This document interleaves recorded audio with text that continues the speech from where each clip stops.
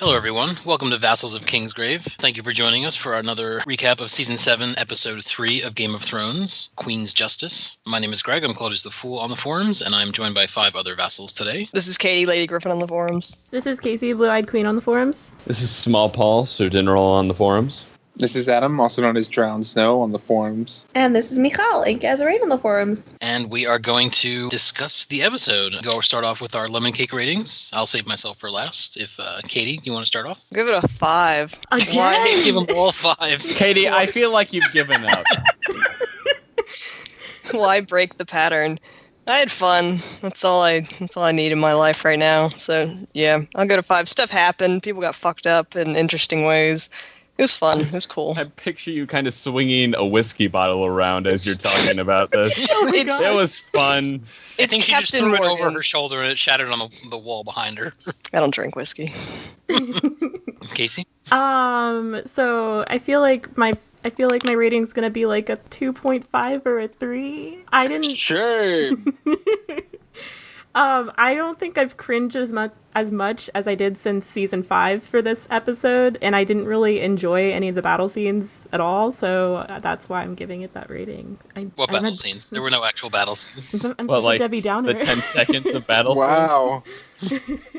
I gave it a 4. No, not 4. Yeah, what am I saying? 3.5. Because through most of the episode, I'm like, oh, I'm kind of liking this. This is pretty fun. And then a whole bunch of shit happened at the end, which made me go, what? And that kind of took away. So 3.5. Oh man, I give it like a 4.23. We saw 2 castles that we've never seen, even though one of them was complete bullshit. And Euron has magical teleporting. Well, don't talk shit about Euron, who's cut your mic. He's on the other side of Westeros, even though he stopped in King's Landing, and Danny just found out about that shit, and never saw him. I can't. But still, other than that BS, like it was, I don't know, it's fine. Like we're moving quick, everything's going well. Like I love it. 2, I guess. I don't know. This is one of those episodes that like really it was high pain and frustration and low like, oh, okay, I'm glad I'm watching this. And yeah, I don't know. It was a lot of really weird things and a lot of like stuff that we were sort of predicting and then like kind of came true even worse than that, and I don't know. Sorry, I'm the Debbie Downer now. No, you're fine. We got 2 downers. It's all right. And I'm going to join you. I give it like a 2.75, maybe a 3. But like all the, we're waiting for the Jon and Dany meeting, and it just felt very like, oh, here's just another scene. And I had a lot of complaints just about little things. The battles were fun. The dragons were cool, but I felt like the build up to the Dany meeting Jon, nothing really happened. He didn't even mention Dragonglass in the first meeting, which that's the whole point that he was going there for. And the battles were kind of BS. I thought. I did like Olenna getting the last word, and that was very nice. I mean, I like everything that Diana Rigg does, but they're killing off characters, and we're getting down to business, which it's progressing. But it just seemed like it's happening way too fast, faster than at least I thought it was going to go down. Because we're 3 episodes in, we've already had 4 battles, and it seems like Cersei's all but won. So also, do we have a reason why Jon is not bending the knee? Because he's a stubborn northerner. Yeah, I mean beyond the North. Like well, he's like, Dany, I don't want to be. Last episode he's like, I never asked to be king in the North, and then it's like, but I'll never bend the knee.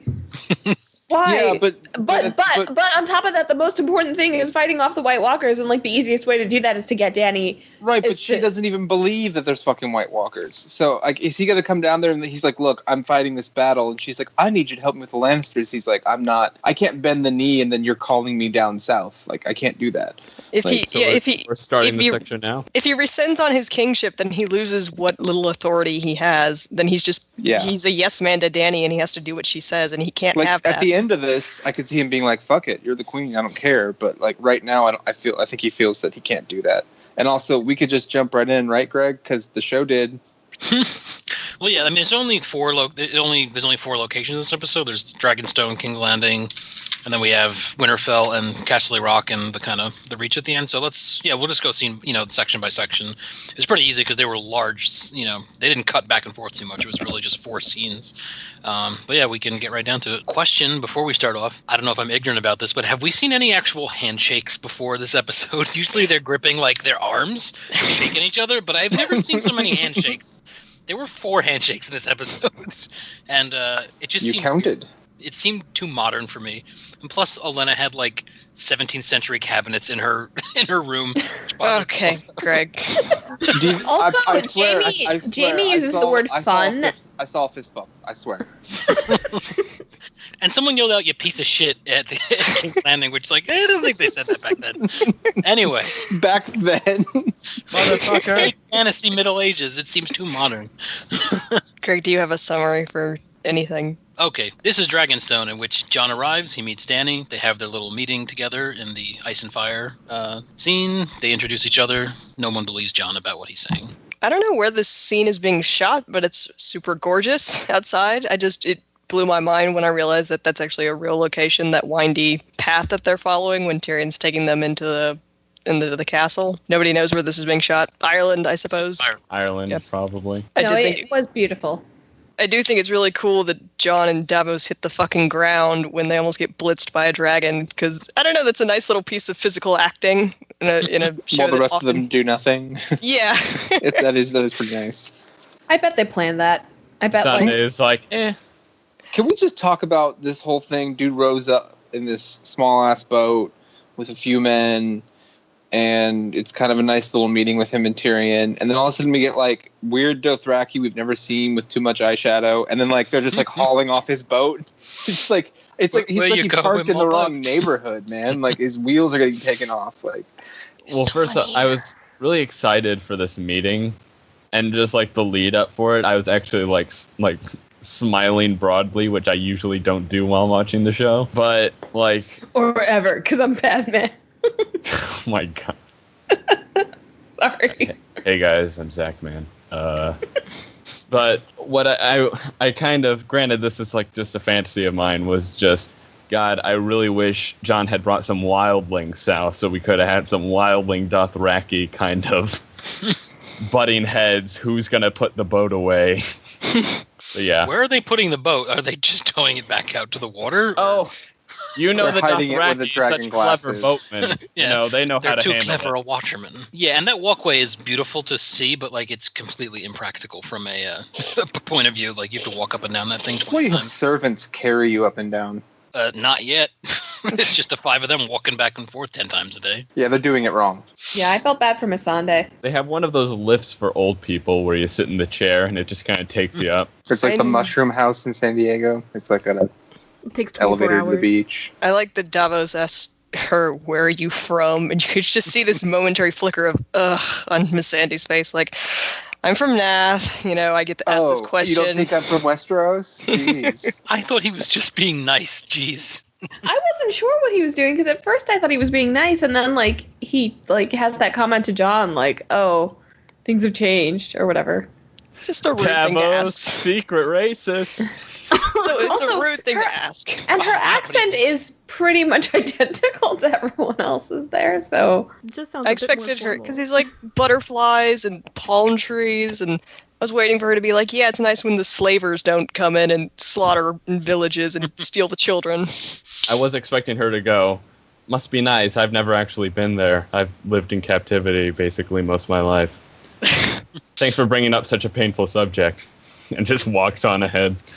No, I did think something like that would happen too, actually. And then it didn't. Well, it still may. So as for the actual meeting, what were your guys' impressions? Because this is something that, we all assume was going to happen in the books at some point. Probably not like this, or hopefully not like this. But it was just jarring. Yeah, it was just jarring to see it, but also once he walked in, it's oh, it didn't feel real to me, because it was just it just didn't feel as epic as I think they wanted it to be. I don't know. And if you watch the after show, DB Weiss was oh, this felt so insane, so important even on the set, which are notoriously boring places. I mean, it's bored during his own show. Yeah, that tells us a lot. It was fun. I mean, it was fine. They said exactly what we expected them to say. There was no surprising turns in their conversation. Dany looks amazing as usual. props to whoever designed her costume. Yes. This season. And John did his weird, like constipated look, staring at the floor, as usual. Yeah, which Tyrion calls out later. He's like, "Oh, you got the brood going, buddy. You know, you do that so well." Haha. But I don't know. I guess this answers our question last time. Was like, did Dany know anything about the Army of the Dead? Like, Melisandre just showed up and is like doing her bit, and I'm out. Like, she's like, "Wait, what the fuck? What do you mean Army of the Dead? You're here to bend the knee because we're fighting over Westeros." And he's like, "Do you not even know why I'm here?" Like, how? He's like, wait. I need to tell you about the zombies. Did you not get the ravens? This would have been the perfect and most useful opportunity for Melisandre to step in and be like, I can actually vouch for this guy. I've seen some fucked up shit. I raised him from the dead. Like, I have some testimonial about stuff that happened up north. Yeah, or even if Tyrion. that happens, then Davos is going to kill her. Oh, that's true. But No, but they said if she comes back to the north, they would kill her. Like, they won't be happy, but like, Davos ain't going to be happy. she's protected down there, obviously. But I mean, like, even Tyrion, who is like later says, you know, "Oh, I believe you." Like, why not be like, "Yeah, there's been too much shit going down. Like, something's going on up north." Like, she just thinks this is all crazy. She's like, "Wait, I have the dragons. I'm the only one with something weird going on." You know? well, we know that he's right, but she's also like, he has no proof, and his argument is bullshit. Yeah, she reacted completely reasonably. But again, I'm just saying, like, you know, from John's perspective, it's like he's not offering Dany anything, and he's demanding that she acknowledge this crazy nonsense. So, like, from my perspective, I was like, I just think it's more expedient for you to bend the knee, even with qualifications like I have my own war to fight in the north, you know, as opposed to just like, no, I'm not gonna. And we are joined by Matt. Do you want to give your lemon cake ratings and say hi to everybody? Hi, Blue Armor on the forums. I don't know. I liked it better than last episode, certainly. I don't know. Go 4, sure. Yeah. Sounds good. It's towards the high end of what we've. I think we had like 2.5, 3, 5, and 3, 4, and 4. Okay. I was a 4. I will say, like, in my anger at last week's episode, I actually did look into kind of those like rumored spoil stuff for like the rest of the season. No, don't tell us. Don't tell us. I'm not going to. I'm just saying, like, I read that and kind of like got all my anger out. And so now I can just kind of just watch it all happen. Well, that's a good advertisement to yeah, spoilers. I really don't like where this is going. I got to be honest. So let's get back to the meeting. So I'll stop complaining about handshakes and the modern talk. But I mean, as if I couldn't like Davos anymore. Just he really owned it in every single thing that he said, I thought. And even if he's just glancing, like I'll watch Liam Cunningham do that. I thought that he was used as like comic relief in this episode, like with the thing with Missandei, and then he would like they introduced Daenerys, and he's like, and then this is Jon Snow. Awkward silence. He was, but then he did give that epic line of like, you know, you can rule the ashes or be the queen of skeletons or whatever he said. That I forgot. You know what I'm talking about? Yeah, like the one from the trailers. Yeah. The very cliched one. But I wanted to point out that like with this whole meetup scene, that in the after the show where D&D talk about their stuff, they were like, this was weird even as we were starting to shoot it. I'm like, yeah, it really felt weird. Like I felt like, I don't know if they were going for awkward, but it just felt like uncomfortable and awkward the whole time. I'm pretty sure they weren't going for awkward. I'd hope not. Yeah, but like even with George, as amazing writer he is, I still think that we're going to have so much anticipation for that actual scene in the books that it's not going to live up to our expectations either. It's going to be lame. Like, there's no meetup that I am looking forward to less than Dany and Jon, just because I live in terror that they're just going to start making out as soon as they meet, and that could be I was waiting for that. Show up, like, just out of the bushes, like, by the way, I have something to tell you. I've been following you for a long time. That's my favorite Adam accent, by the way. That was like Melisandre's line was funny too. Like, I have brought together ice and fire. Like they were like ingredients or something. That was pretty dumb. The potion Why is she complete. running away to Atlantis? But I will give them credit because everyone assumes, you know, Dany and Jon are going to get together at some point, but they really didn't do many like looks or like that's not what they were going for yet. I think it might get there eventually, but they did keep it professional, if that makes sense. Yes. And I Yeah. did appreciate that. Oh, thank God. Just Oh, wait yeah. till the Didn't next instantly episode. bang. I said they might get there, but to start off, it was even like when he had his little.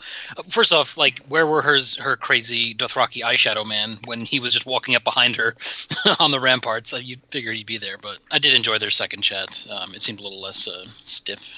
Yeah. Go ahead, make jokes. Well, like it seemed so high school. Like he walks down the stairs and he breathes heavily and then he just goes down. It's like he's about to ask her out. Also, You the want to go problem to the is, like, ice winter formal with me? you want to go to the apocalypse with me? Neither of them are particularly expressive, and I mean, obviously that's intentional.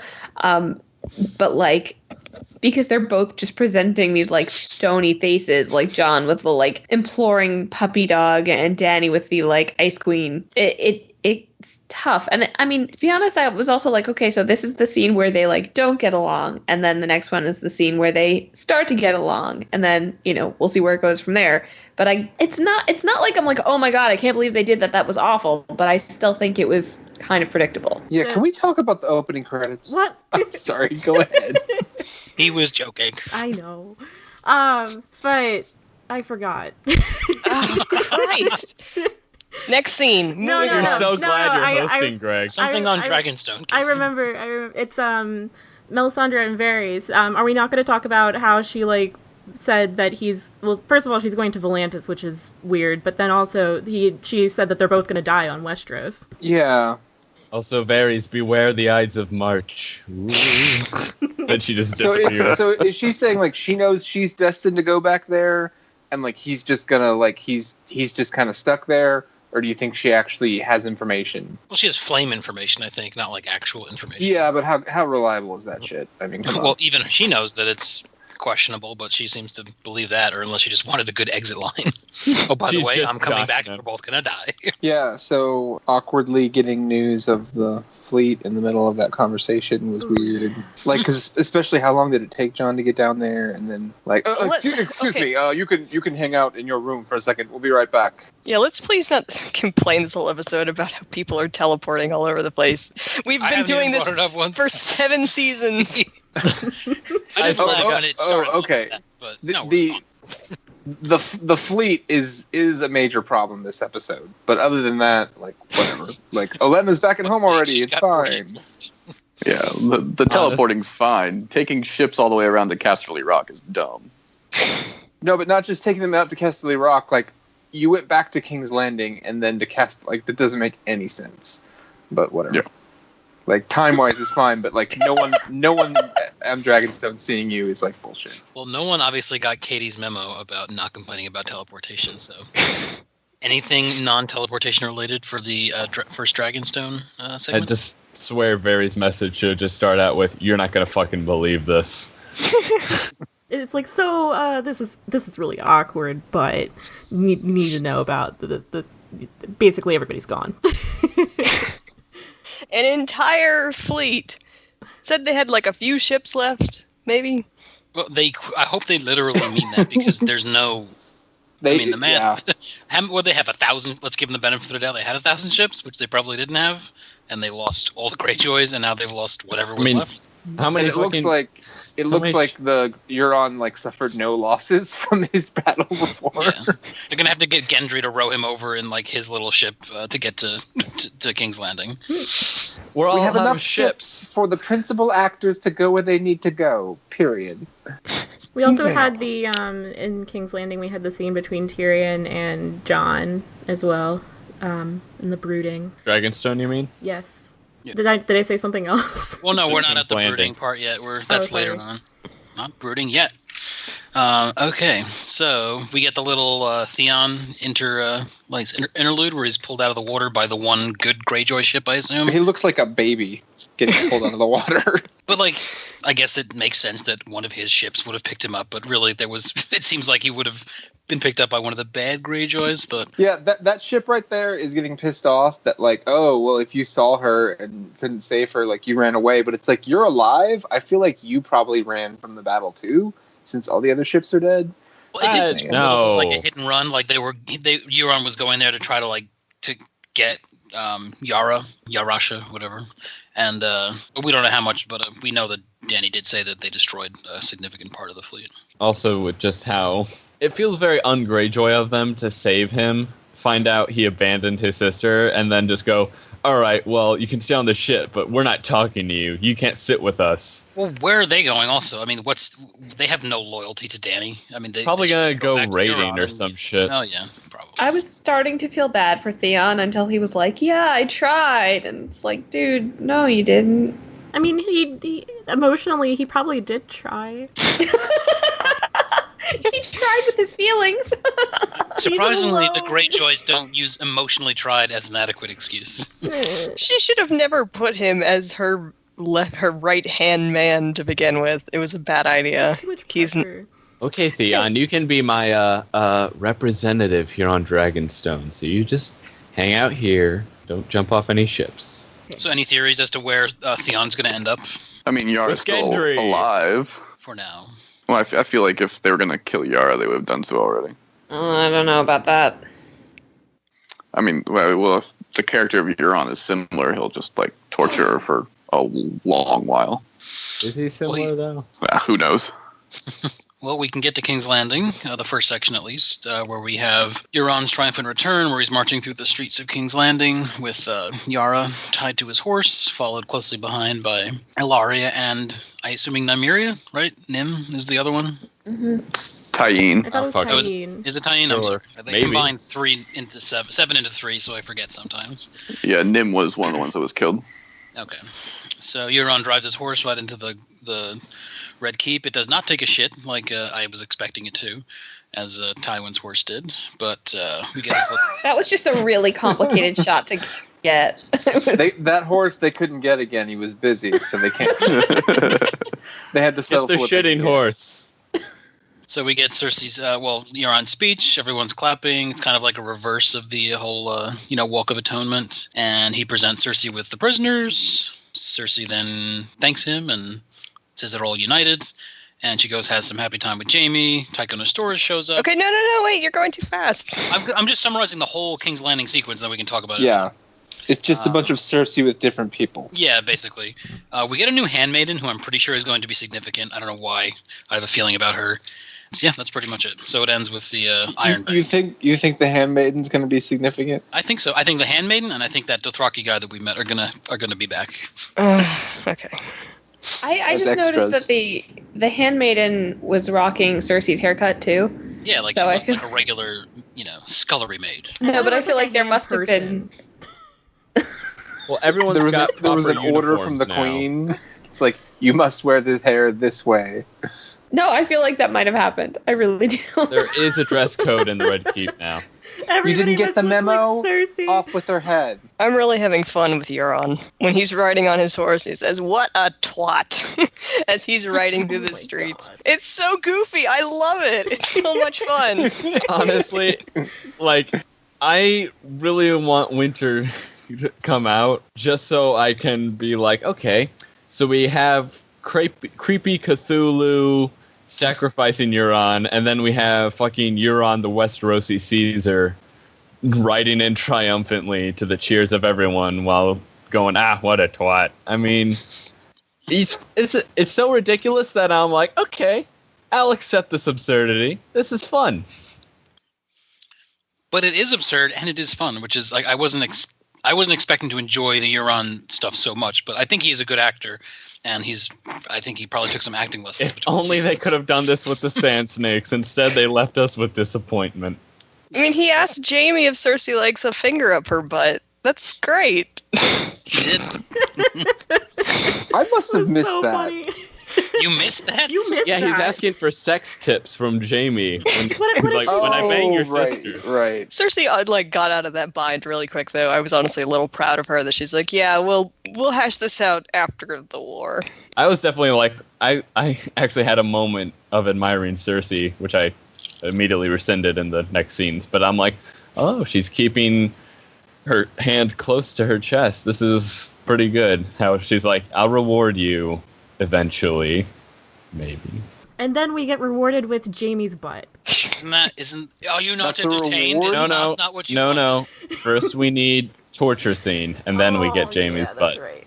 First, we need a reminder that Indira Varma is incredible at losing her mind and crying. Like, she's just really good at looking scared and furious and venomous all at the same time. Yeah. Also, I think It was Cersei a strongly might be acted bad. scene. Cersei might be like bad. I'm not sure, but I think she's bad. What? I think Cersei might be bad. She was like doing bad things to somebody. This could have all been worse because we did have Zombie Gregor in the room with them, and I'm like, I was just like watching him, but then it was just like, okay, well, here is like what you did to my daughter, I'll do to you, and then I'll just keep you alive to torture you with that. And I'm like, okay, thank God. All right, get Zombie Gregor out of there. Fuck. Oh my God. Jeez. Oh, you're just killing her slowly? Okay. All right, I can do that. I think he was more there just because he was, A threat. Intimidation. quite involved. Do they No, he was even involved have in- anyone playing him in most of the scenes, or is it just like a mannequin? It's a cardboard cutout that they Like just kind of prop up. they made that goofy helmet so that you can't really see the neck, and his arms just kind of stay to the side. He doesn't seem to move much. I don't know. Could the Mountain's previous actor actually fit into that armor? And if he is, God bless that man for having to put up with that. Maybe it's just like two children pretending to be a full-size person. Vincent adult man. That's where he's been hiding. It did feel a little dumb that Cersei goes from poisoning someone by kissing them to immediately in the next scene making out with Jaime. I feel like I would have waited a day at least for just to make sure that the poison was completely off my lips before I went out and made with the person I love after killing someone with a kiss. She wiped it off. I was thinking the same thing. That's quite a gamble. Doesn't she go down on Jaime too? Ooh. I think she did that first, Ooh. actually. Ooh. Okay, yeah, because I'm like, going right from murdering to going down. Okay. You're sure that poison's off your lips, right? He's gonna be like, I feel a weird itch. What's that? I have a burning sensation down there. Can you get Kyburn? Kyburn? Oh, this is good. All right, let's get all the Remember blowjob how I jokes wanted out him of to our chop system up your right now. entire arm, Jamie? Golden penis. What you really need is a golden cock. I was expecting like a tape peel away like Poison Ivy, but Cersei's having a good time. Good for her. Some might say having too good of a time. She doesn't deserve so good a time. No, They're like, I wow, think she does. strategic genius Cersei has calculated all their moves. She is the true mastermind. Yeah, but it was frustrating for me because I kind of hate Cersei, and I don't like seeing female characters like tortured for no reason, but I couldn't really deny that she definitely deserved to torture Ilaria. See, there was reason here. Yeah, there was. Also, I'm like, I was watching this and I was trying to differentiate myself because I'm like, oh man, she's doing this horrible stuff, but it's to Ilaria and the show Ilaria and a sand snake, and I just, I'm raising the pros and cons here. yeah, that was the whole thing with the past two episodes. Like, their characters were so bad that we just didn't care to see them die. In fact, it was probably beneficial to the show. Ilaria's So not bad dead, that they though. made us root for Cersei. Ilaria, I think, will get out eventually. Because she's just being, kept down in that cell. They said, she said, if you don't eat, then you'll be forced to eat. She's just going to be kept down there with her daughter's corpse in perpetuity. You think we're going to see her again in the show? I think we're done. I mean, if they haven't killed her, then I don't see why not. She could get out, cause some mayhem. Oh, that maybe. I just feel like there's not enough time. Like, they're not worrying about that. Well, yeah, maybe we've next wrapped season. up, though. Maybe she'll kill Cersei. Yeah. We'll finally get her. She's the Valonqar. So now we move on to the Iron Bank scene, and Cersei showing off her brand new map to Tycho Brahe, as Kyle calls him. He just shows up. And he's got like a Renaissance neck frill thing going on where they're wearing like medieval stuff, but I won't bring that up. But I know it's like the Renaissance in Bravos, and it's not yet the Renaissance in Westeros, so I know we've been over that. But have we ever gotten over the fact that Bravos is based We never on get over anti-slavery sentiment? I was going to get there. Kind of the big issue here. That's kind of like their thing. That's kind of what sets them apart from all the other free cities. Yeah. because they're like, that's not show canon at all. Yeah, I think They're like just on the greedy show bankers. though, like Yeah. this has come up before, right? I don't know.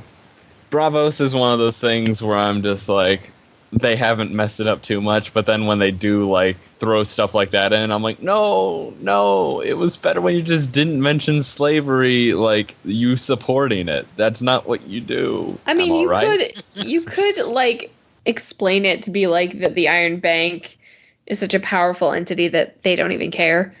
You know, that like they don't care what. Obviously, I mean, I'm assuming that the way Cersei said it, it's not super well known that they are involved in the slave markets or whatever. So maybe it was like a dirty little secret because bankers are evil. Down with the businessmen. It does seem an odd The Bravosi storyline. bourgeoisie. We need a communist revolution in Bravos. Where is Cersei going to get this gold? From Highgarden, I assume? Yeah, Highgarden. Did you watch Didn't they- the coming up next? Yeah, next the preview episode? episode. Yeah. And I saw when Jamie looking at gold bars, but it didn't look like where is he getting that? We're gonna get a stagecoach robbery with dragons. That's what we're gonna get. Yeah, that is. Damn it! I want Dany with a cowboy hat and then a bandana around her face. I mean, yeah, she's gonna have the Dothraki. Give so we it got, like, all. The horses. I want the dragons wearing a mask so that they can't pin it on them. Who stole it? I don't know. They had masks and it all happened too fast. But from like a logical point of view, it makes sense that it seems like the Iron Bank it's too early for them to think that Cersei is going to win because none of the stuff has gone down yet that goes down later in the episode. It seems like if that scene happened afterward, it would have made sense. But I know she does say, "Give me 2 weeks and I'll give you your gold back." But you know, if I was the Iron Bank, I would definitely be sending envoys to Dany and to Jon and to everybody else, which I assume they are, but we're not going to see that in the show. Then we go back to Dragonstone for the Jon and Tyrion. Yeah, and, Tyrion. So anyway, we get the chat of Ice and Fire. Now we're back to Dragonstone, in which Jon and Tyrion have their talk, and then we get to see Dany and Jon talk again. Didn't we already talk about this?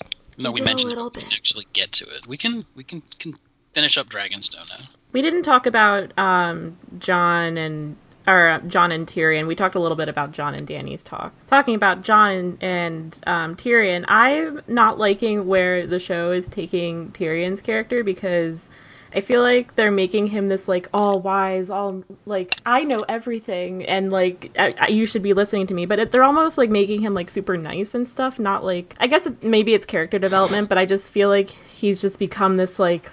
He's been well-spoken- defanged. He doesn't have anything to do. Like he hasn't. I don't know. He's supposed to be the smart guy, but he's also in a better position where he doesn't have to be super angry about everything, right? I mean, I don't know.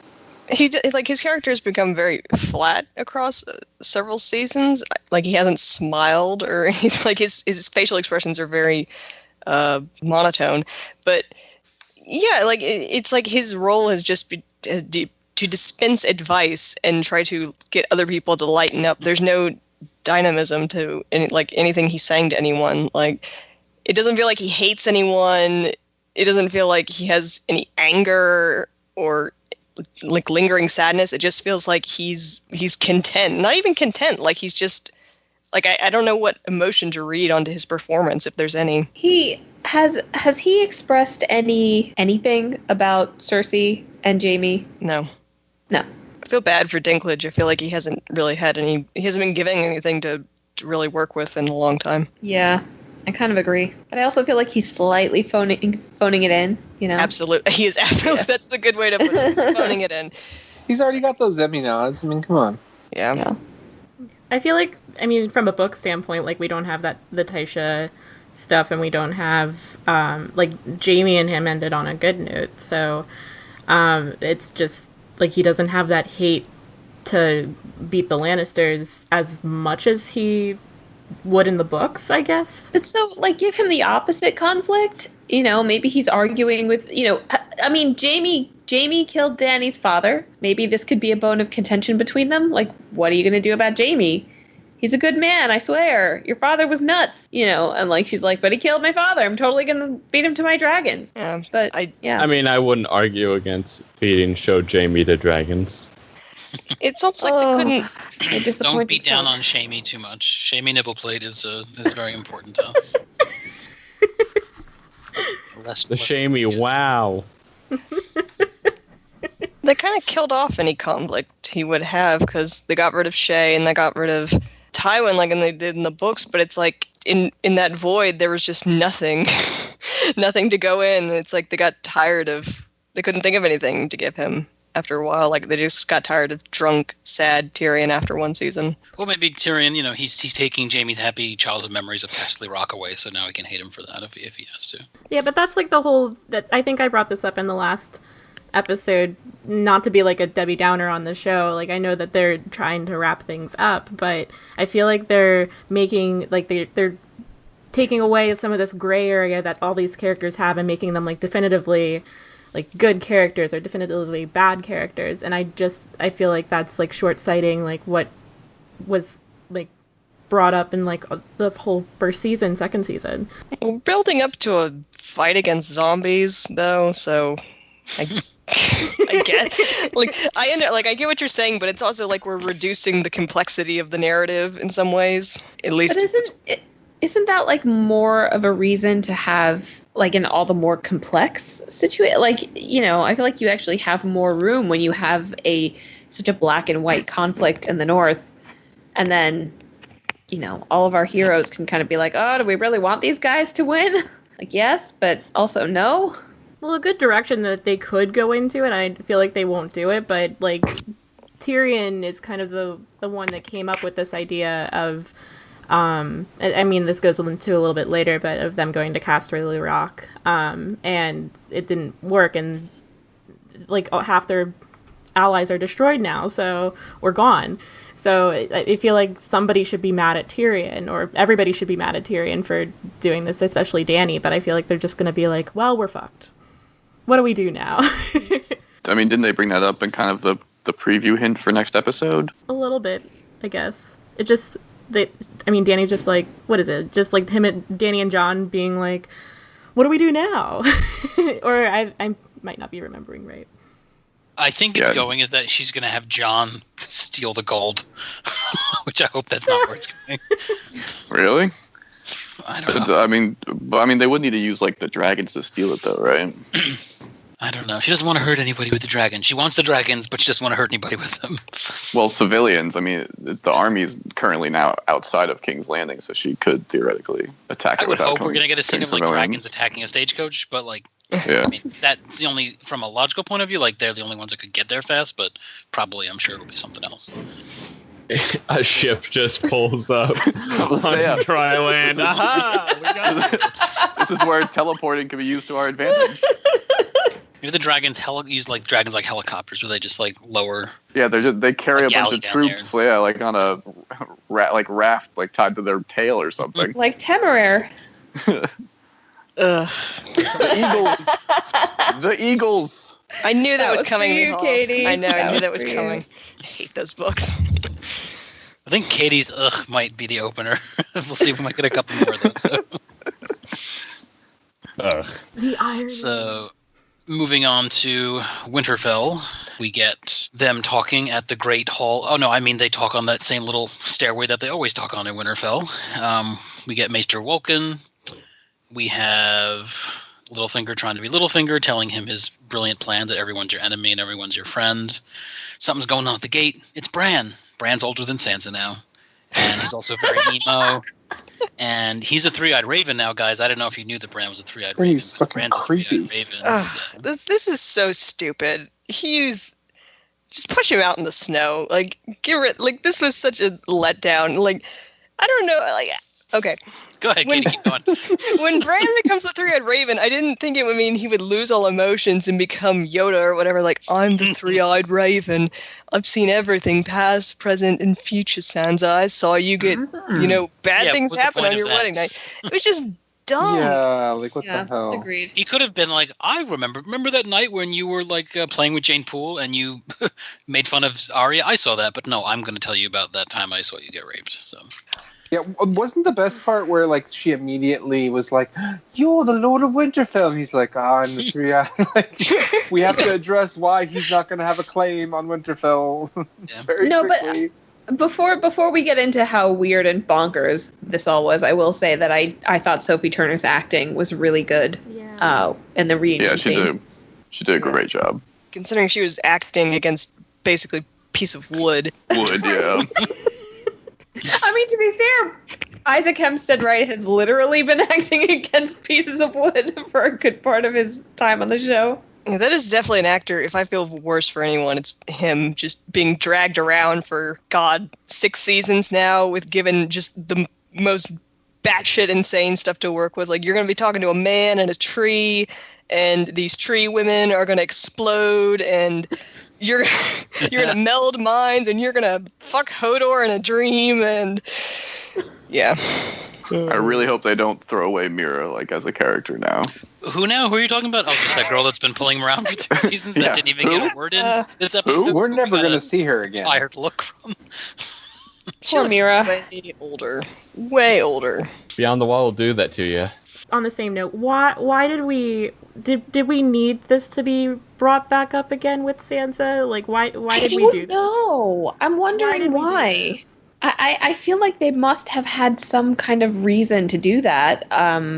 Otherwise, they just really like to torture this character. Honestly, I was waiting for him to bring up, oh, I saw father when he was young. I thought he was just gonna, rattle off a bunch of, cool tidbits. But no, he went straight for I saw the worst thing that happened to you happen. Thanks there. It's there in the plot so that she has some, to prove to her that there's stuff that he shouldn't know that he somehow has knowledge of. And I guess that's that's the thing most people remember about Sansa's arc within the last few seasons. I get where they would put that in his mouth as something to say, but it's still stupid. And it's nobody wants to remember that scene. Come up with something different.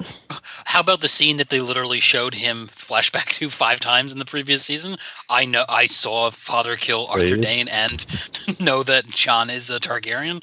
No. Sure, but that just sounds like unintelligible madness coming out of his mouth. She's just going to keep nodding her head okay, Bran, you have frostbite or something because you've been hanging out beyond the wall for 10 years. I agree, but I also feel like they could have chosen anything other than that. Or even if they have to bring it up, phrase it he goes completely robot, and I had not really.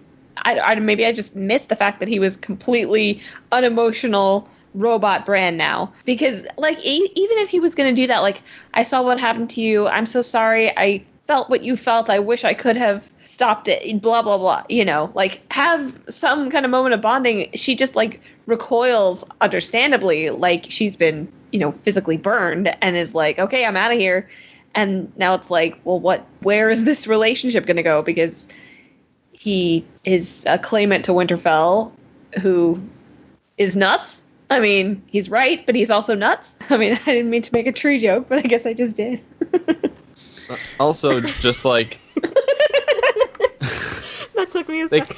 They can't really even say, oh, being the three-eyed raven means you have no emotion. Really? Because the original three-eyed raven actually showed some pretty serious emotions, concern with Bran's training, and also when he was about to die to the Night's King, he's leave me, and he actually showed emotion, not I am Bran, your brother, I am the three-eyed raven crow, fuck. Maybe he's not really Bran. Oh my god.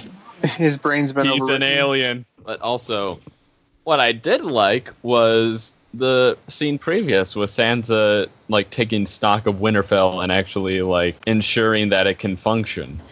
We need more bushels. Bushels of what? She's We don't know. We just need more bushels. More. I think it's great how she's what's a bushel? And they're and then she's wait, shouldn't there be leather? Oh, of course. We don't know how to do our jobs. Well, I think those are veil armorers they have in Winterfell. Yeah, I figured that because you had. And maybe Bronzion being oh shit. But even then, they experience winter, right? Or maybe it's just because it's been so long. Well, not as serious up in the north, and they're in the valleys and such. So I don't know. I took it. I was I can see plot holes here, but they're giving Sansa something to do with agency. I will take it. Yeah, it was a great scene for her. She's taking food away from the other towns in the north, so people will start hating her. But they're giving her something to do. Well, but she's also saying like everyone can come here, and we have to be prepared for everyone to come here, which is what they have done for centuries. But it's also like them preparing for the war in the north. Like they need to rally all of the northern folk to be like ready for this. So it makes sense. Before we get to Littlefinger's speech. The Maester here, this is Maester Wolken, who was the Bolton Maester. And is it odd that they're just letting him continue on to be a Maester? I mean, I know they're supposed to be neutral and stuff, but I mean, he seemed pretty horrified by the Boltons, like. But still, he was their Maester, Yeah, but like, who's he gonna betray them to?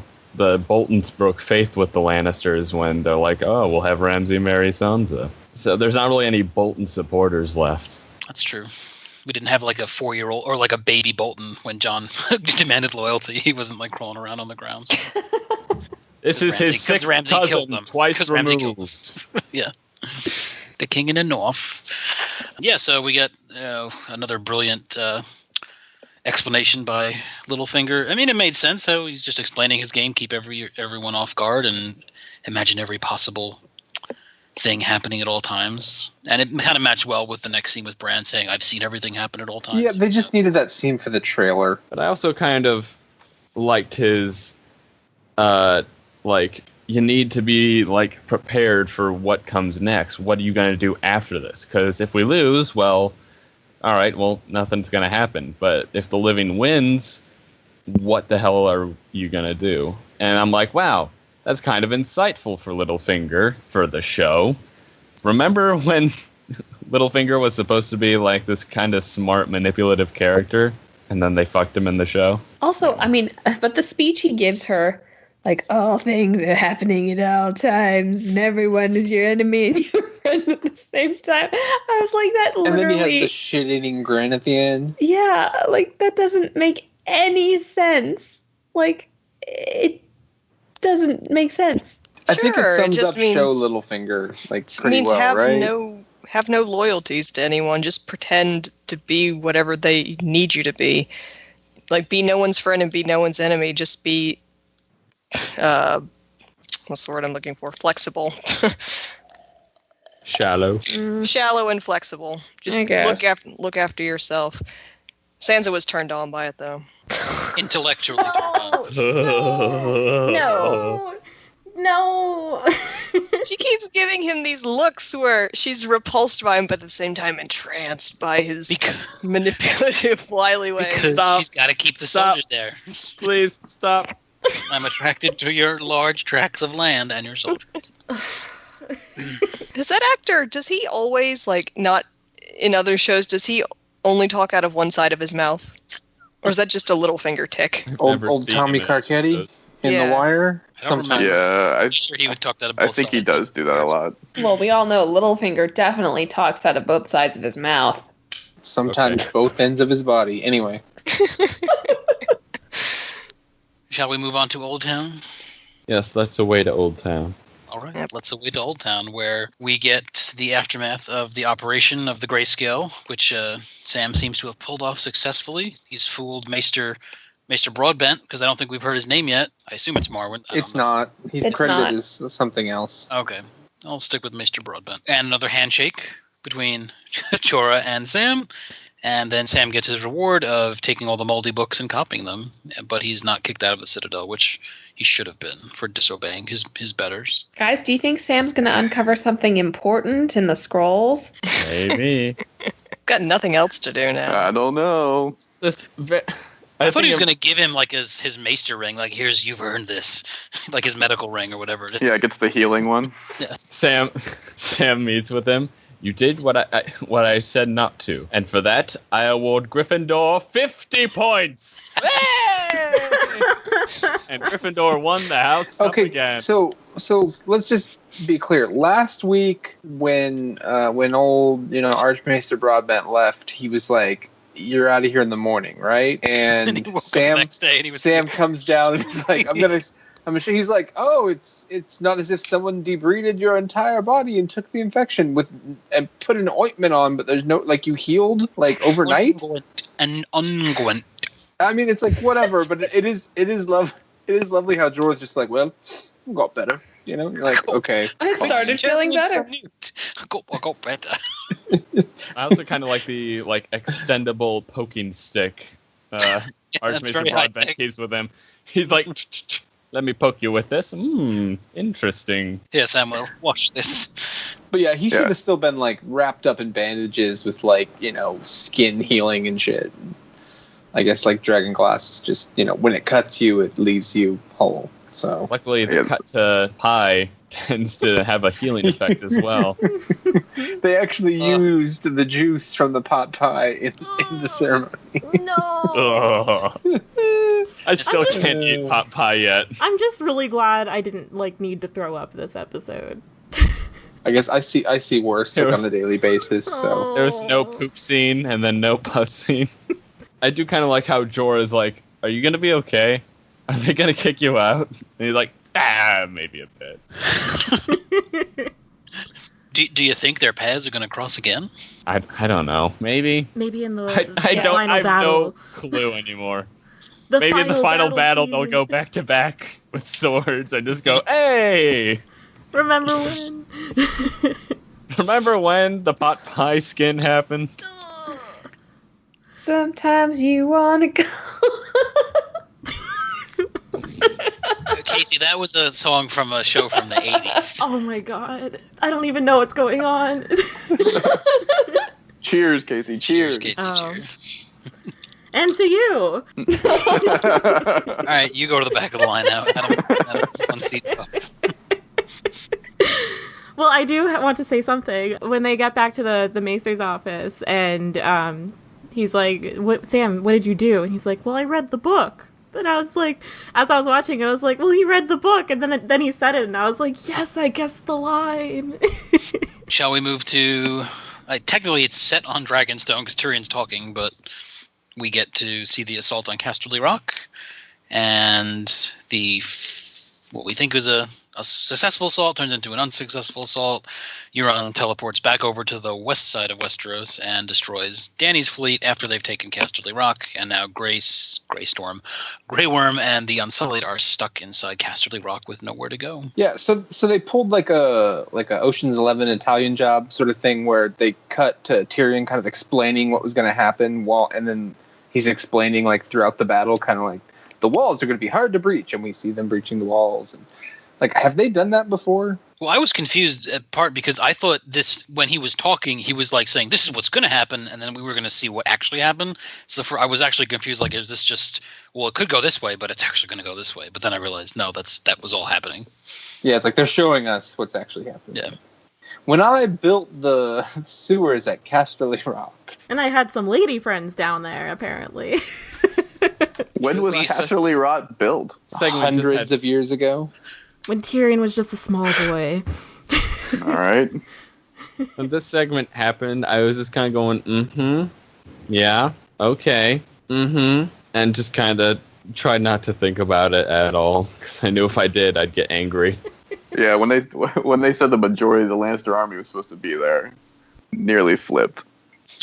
Yeah, I can imagine them picking lots, like when the majority was leaving, and like wait, we're staying and dying. Yes, you're staying and dying, but good luck. I will say, conveniently, the Unsullied really don't have that long of a march if they want to go by land back to King's Landing. Just follow the Gold Road. Maybe they're going to be the ones that take down the stagecoach full of gold. Yeah, they could meet up. So, I mean, the way they shot it was interesting. I mean, we got a battle, but we didn't actually see much of it. But it just seems par for the course for the season so far with the stuff we've already seen. Yeah. I thought the last episode's battle scene was pretty epic, and this was just like Tyrion talking about how they were doing it, and this just being like, meh. It was large scale. It was great. It just, we didn't get a lot of it, unfortunately. It felt a lot like Ocean's 11. Like, Casterly Rock has approximately 11 doors. Didn't I just say that? Yeah, yes, you did. Yep. Wait, did you? Yeah, you did. Did you not know that? I thought you were Yep. piggybacking intentionally. Oh, 2 shit. weeks in a row. Yeah. Cut this out then. You have to listen when other people Nope. talk, Zach. Jeez. Sorry, Left guys. it in last week, I did- leave it in this week. I did see someone on Twitter that's like, "Oh man, it's epic as shit." It reminded me of Helm's Deep. I'm like, Whoa. people attacking a wall. That's about the Where does only this thing that person shares. live? They did go through a culvert, or 'tis but a culvert at its base. Yeah, Grey Worm had like a good hallway fight scene, but that's about it. I mean, like, they did their job. I like how even before they find out it's a trap, Tyrion's just going, they'll totally be overwhelmed by the sheer force, but they got one thing that the Lannisters don't have. Oh yeah, that was. They have a thing to fight for. And then I'm like, and like the Lannister soldiers are mostly just don't fight for their home. Yeah, infinitely better training.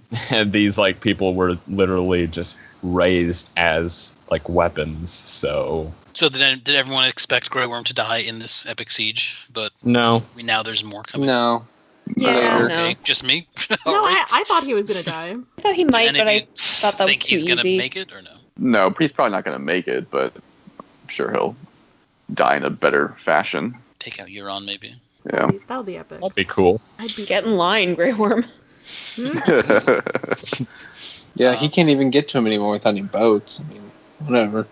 Well, there has to be at least one boat to get word back to Dany that their fleet is destroyed. No. She's just going to get word, and it doesn't matter how. She's going to get it. Gendry's ferry service. Did you need to move some main characters? I mean, I assume there are some Dragonstone ravens left. Sure, why Singing not? telegram for you. That's one thing that I guess, like, the logistics of ravens, I always assume that, like, during a war, like, enemies aren't exchanging ravens, so it's like when they're like sending ravens to each other, it's like probably kind of a scare, like, come to, when he sends ravens to the fucking wall, like, come to Winterfell. It's like, how many of those you got left? I don't know. I just badmouth them. All right. Shall we move on to the second half of the scene where we get to Highgarden for a split second? Wait, where are we again? Well, this scene kind of goes, it's all in one scene, but the whole Castle Rock Yeah, shifts it's to all pretty Highgarden. quick. We got Castle Rock, and then Grey Worm looks out, and the cannons are firing from Euron's ships instead of doing ship combat, because that's what they do. Yeah. Technically not cannons, because I don't think they have gunpowder. But I know that's. But catapults. I was just criticizing the fact that it's all like ranged sea warfare. Yeah. I was confused for a split second because I was like, where are they marching? I thought they were marching on Winterfell for a split second, but then I was like, okay. Yeah, I'm like, we don't snow. recognize this castle. did you think it was going to cut away? That you're like, oh, this is going to be next episode, Highgarden. Well, I kept pausing it because I was like, oh, there's 16 minutes left, so there's got to be another major scene. But no, we get to see them march on Highgarden, which apparently has 5 stupid fat Tyrell soldiers defending it. They kill everybody except for Olenna, and Jaime and Olenna have a little chit-chat at a very fancy table with some furniture that's not correct to the period, but anyway. And we get the actual admission. Time you said that. Bothers me. I watch Antiques Roadshow. So what year does this take place again? Yeah, this takes place in fake 1200. I don't know. 200, 300 something. Anyway. Oh, that's way too far back. Yeah. Well, parts of it do. Yeah, so we got. I mean, it was nice to get Olenna actually saying that I was the one that killed Joffrey because we, technically it was up in the air, but we all knew what actually. Oh, that was the best part of the episode. Yeah, This- the ending. Yeah, agreed. We get Olenna calling him a cunt. I'm just like, yeah. No, it was kind of weird that we see her looking out and we see this giant army, and yeah, for a second I was like, oh, maybe Dany's gonna arrive with the dragon, because we saw that shit in the trailer. But then all of a sudden it just cuts to like, oh, they're inside killing everyone, and she, I guess after she saw the army, she just like retired to her room and was like, come get me when it's over. Yeah, they should have And, had like left and right just slumped over each other outside her door. Or something, yeah. She just like all of a sudden like Jaime's there and she's like, oh, is it over? Like, yeah, he's in your room. It's probably done at this point. Kind of picturing the wedding scene from Monty Python, and it's just those 2 guards at the entrance just kind of watching it with flowers on their helmets as the army approaches. You get stabbed. Hey. Yeah, I kind of expected her to, like, when we saw her face and like the camera panned away and she retreated back into the castle, I kind of assumed that she was going to kill herself then. And then confused, I guess, why she hadn't when she was like, hey, what tortures does Cersei have planned for me? That was grim. But I didn't really expect to end like a scene of this awesome character dying on a great note, and they did. She was smart enough to poison herself before telling Jaime that she'd killed. Yeah, maybe. Oh, yeah. Yeah. Like, no thank take, you, thank you for can't the take it back. poison. No take backsies. I killed Joffrey, no backsies. when she turned back into like the room as the army was approaching, for a second I had a thought of Tommen jumping out, and I was waiting for her she was just going back to get a running start and just leap out the window. Yes, I had a similar thought. So, And then I'm like, well, that would be stupid, but also kind of hilarious. does this help Tyrion and Jaime? Like, because in the show, didn't he, when he freed him, wasn't he still kind of like, maybe you did it? No. Right? Like, maybe, didn't Jaime still think that maybe Tyrion killed Joffrey? I'm trying to remember how that went. In the show, I don't think so. I don't think he Cersei ever did, but I don't think Jaime ever thought he did. Yeah, Jaime's- Jaime and Tyrion ended on like a good note. I felt. Yeah, they did. Oh man, Jaime literally let him go. Yeah. Yeah, Jaime yeah. he's a dupe in the show, but he has a gentler hand, I suppose, than Cersei. He's not interested in seeing Well, it's his Olenna. only hand. Yeah, Okay. seeing Olenna torn to pieces or seeing her killed viciously. He gave her a graceful exit. Yeah, Jaime was so frustrating for me in this episode because I don't think we had like yet really confirmed that he and Cersei were still like not just having sex, but like he's really emotionally invested in the relationship, and I'm just like, Jaime, what are you doing? Well, I You're think this is supposed the to be first growing we've past seen. this. Isn't this the first we've seen of her kind of like really back into it now? Like she's told him like, hey, it's just us or whatever, but she's also been like really cold to him. They haven't really had any time together in several seasons because she sent him away to Dorne. He came back, and then where was he last season? He went They only to see each other at Riverrun. funerals, Riverrun, yeah. So Yeah, so it's like he hasn't been back for a while, and it's like now that things are going her way, she feels like she can do anything, so, why not? I guess, like, I'm not too bothered by it anymore because it is antithetical to his arc in the books, but as far as what his arc in the show has been, it feels okay, I guess. I mean, it's disappointing because I don't want to see Jaime falling back into this relationship, but maybe it'll build to something satisfying. I don't know, I'm withholding judgment for now. You're Well, with also, like- Olenna, you poor fool. Well, also, like, I know this is going back a bit, but didn't Jaime, like, start off, like, when they were, like, him and Cersei were getting it on, like, didn't he, like, at first say no? Yeah, Which- I guess that was supposed to be like a reference to their. Yeah, I thought that was the show telling us like, no, it wasn't rape in season 3. Yeah. He said That's no what I felt, too. too. Yeah. I felt that, too. But I did think, I forget what the exact line was, but I thought that Olenna had a kind of telling line about him and Cersei's like ultimate fate. And I don't remember what it was. If somebody else She'll be picked the up on death that, of you. then yeah, I think that was it. And he was like, "Oh, that's fine." He's And become I- very It's like, pitiful. probably. Like he has no agency anymore. He's just like he loves this woman, and like that's the end goal for him. He has nothing else going on, and everyone seems to be sad for him for it. Like, come on, dude. So I'm just thinking here, yeah. So I mean, after the episode, they talk about how like, and it's clear that what they were trying to do is like, oh look, in episode 1, it seemed like things were gonna be over and Dany had the upper hand, and now look, it's a real fight, kind of thing. But why the hell did Olenna just go back to Highgarden? Like surrounded by enemies and shit. Like I thought she brought a fleet to carry Dany over. I would assume she had men. Wouldn't it have made more sense to kind of stick together or like to do the siege thing? Like I don't really understand what the weird point that of they- splitting up like this is. Well, it's weird that they split up the Tyrell armies that you had. I mean, they didn't really introduce Tarly until this season as like the commander of the Tyrell forces. So once they showed him on his horse next to Jaime, I guess she knew that he had betrayed her, so she really didn't have any options except to go to Dragonstone, which I don't. And plus, she lost her whole family; they're all dead. She just wanted to go out, probably. Wanted to go out at home. I guess I can see that. The Lannisters get some closure. Jaime, Cersei kills the woman who killed her daughter, and Jaime kills the woman who killed his son. And that's it for the episode. Well, I mean, Cersei isn't killing the woman who killed her daughter yet. I mean, she's She's got some measure of revenge on her. torturing her, and then eventually she's going to let Sir Gregor eat her. But Yes. shame. Pretty like that's like she's not getting rescued or anything, right? Like Dany's not going to show up, and are we ever going to see the two of them again, or is there going to be a scene where Cersei comes down and gloats that like, hey, see, your daughter died from the poison? Or, I mean, I feel like I felt like that was just sort of like goodbye. That those characters are gone. Yeah, that's Yeah, same. Yeah, like unless they need to bring in the Dornish forces and like this next season to fight off the White Walkers, I doubt we'll see her again. Well, there's still a fairly significant Dornish army, but like, who's in charge in Dorne? I mean, they're all hiding out. They're just like, fuck it, Dorne takes no part. I don't know. Yeah.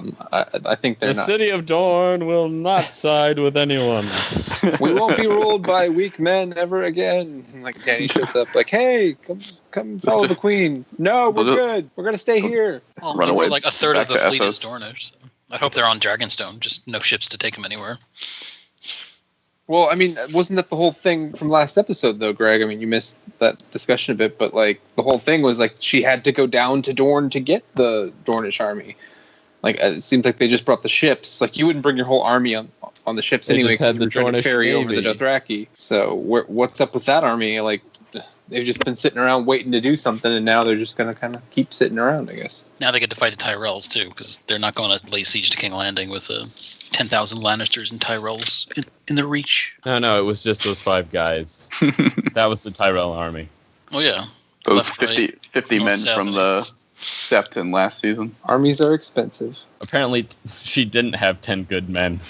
It's just 10 Yeah, men. that's like Ramsay needed 20 good men to ruin Stannis' plot, but Tyrion only needed 10, and the joke was on him. God, I hope the final battle, they're just like, how do we kill the Night's King? And Jon's like, I need 3 guys. Sorry.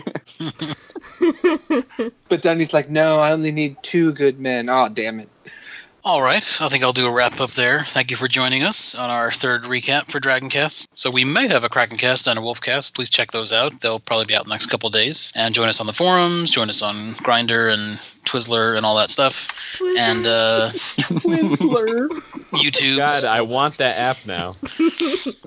But thank you for joining us, and whoever would like to join us in the after show. Thank you. Bye. Bye. Thank you, Greg. Oh, some harmonization there. I like that.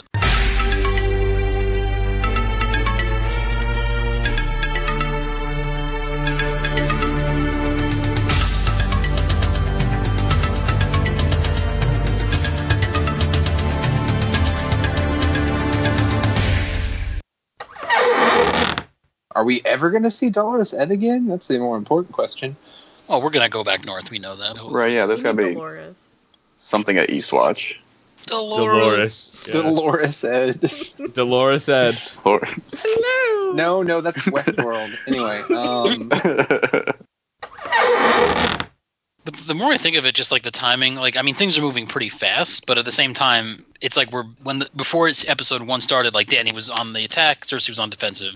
Now that's switched, and now like more stuff has to happen in the south before we can even get to the north. And there's 10 episodes left for the whole show, right? Right, yeah, but I mean, they're it's going gotta to save most of the other stuff for. No, I know, season. but the next season's going to be what, 7 episodes also? 6. Yeah, 6. 6. Oh, even so there's It just seems I don't know how they're going to do it. I mean, I'm sure they'll find a way, and they already have. But it just seems. There'll very probably be fast. only like 2 locations. The opening credits will just be. Dun, dun. Yeah.